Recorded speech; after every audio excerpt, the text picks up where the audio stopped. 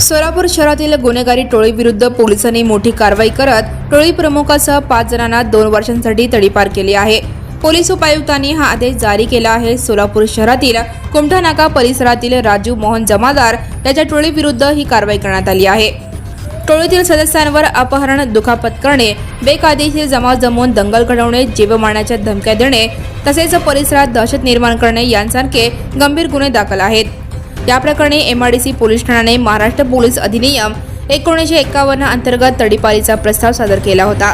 प्रस्तावाची पडताळणी केल्यानंतर पोलीस उपायुक्त परिमंडळ यांनी राजू जमादार याच्यासह टोळीतील 5 सदस्यांना सोलापूर शहर व उर्वरित सोलापूर जिल्ह्यातून 2 वर्षांसाठी तडीपार करण्याचे आदेश दिले आहेत। या कारवाईमुळे गुन्हेगारी प्रवृत्तीच्या व्यक्तींवर पोलिसांचा वचक वाढणार असून शहरातील कायदा व सुव्यवस्था राखण्यासाठी अशा कठोर कारवाया सुरूच राहणार असल्याचे पोलिसांकडून सांगण्यात आले आहे। Now and press the bell icon. Never miss a